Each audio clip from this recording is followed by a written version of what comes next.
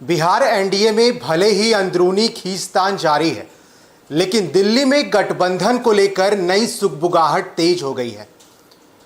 बता दें आपको कि केंद्रीय मंत्रिमंडल में फेरबदल की अटकलों को लेकर तेजी तब बढ़ गई जब प्रधानमंत्री नरेंद्र मोदी से गृह मंत्री अमित शाह और जेपी नड्डा की मुलाकात हुई। कयास लगाए जा रहे हैं कि जनता दल यूनाइटेड को केंद्रीय कैबिनेट में शामिल किया जा सकता है। और इधर बता दें कि जिस तरह से बिहार एनडीए में बयान सामने आ रहे हैं, बीजेपी जो एनडीए में सहयोगी पार्टी है उसके नेताओं के और जनता दल यूनाइटेड के नेताओं की जब लगातार पलटवार किया जा रहा है और जब बयान सामने आए बीजेपी से कई नेताओं की, बात करें हम संजय जायसवाल की, बात करें टुन्ना पांडे की, या फिर जो अलग अलग बयान सामने आए जिसके बाद खूब सियासत तेज हुई। उस दिन जब बीजेपी से विधायक हरिभूषण ठाकुर ने बयान दिया था, उन्होंने कहा था कि बिहार के सभी मस्जिद और मदरसों को बंद कर देना चाहिए। जिसके बाद जब हमने खास बातचीत की थी जेडीयू नेता गुलाम रसूल बलियावी से, तो उन्होंने यही कहा था ऐसे लोगों को तो कांके भेज देना चाहिए। जिसके बाद सियासत तेज हो गई। अब जब बिहार एनडीए के अंदर अंदरूनी खींचतान जारी है, तो दिल्ली में भी गठबंधन को लेकर नई सुगबुगाहट तेज हो गई।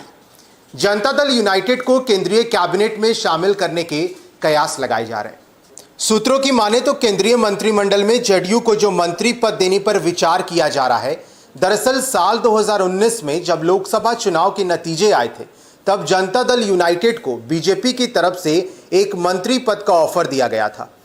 बीजेपी ने केंद्रीय कैबिनेट के लिए जो फॉर्मूला तय किया गया था, उसमें सभी घटक दलों को एक मंत्री पद की पेशकश की गई थी। लेकिन जनता दल यूनाइटेड ने भारतीय जनता पार्टी के इस प्रस्ताव को ठुकरा दिया था। जेडीयू फिलहाल केंद्रीय कैबिनेट में शामिल नहीं है, भले वह बिहार में बीजेपी के साथ सरकार में हो। अब जबकि केंद्रीय कैबिनेट में फेरबदल को लेकर अटकलें तेज हुई हैं, जनता दल यूनाइटेड कोटे से 2 मंत्रियों के शामिल किए जाने की बात सामने आ रही है। वैसे में जनता दल यूनाइटेड की तरफ से कौन से चेहरे केंद्रीय कैबिनेट में शामिल होंगे, इस पर सियासी चर्चा तेज हो गई है। केंद्रीय मंत्रिमंडल में फेरबदल तय माना जा रहा है, चूंकि केंद्र सरकार के कई मंत्रियों के पास 2 से 3 विभागों का कामकाज है। रेल मंत्री पीयूष गोयल वाणिज्य रेल मंत्रालय के अलावे उपभोक्ता मंत्रालय का भी कामकाज संभाल रहे हैं। रामविलास पासवान के निधन के बाद उनके पास यह जिम्मेदारी उन्हीं के पास है। उधर सूचना एवं प्रसारण मंत्री प्रकाश जावड़ेकर के पास पर्यावरण और भारी उद्योग मंत्रालय का भी कार्यभार है। जनता दल यूनाइटेड के केंद्रीय मंत्रिमंडल में शामिल होने पर अंतिम फैसला नीतीश कुमार को लेना है। लेकिन क्या रामविलास पासवान के निधन के बाद चिराग पासवान को केंद्रीय कैबिनेट में जगह मिलेगी? यह एक बड़ा सवाल बना हुआ है।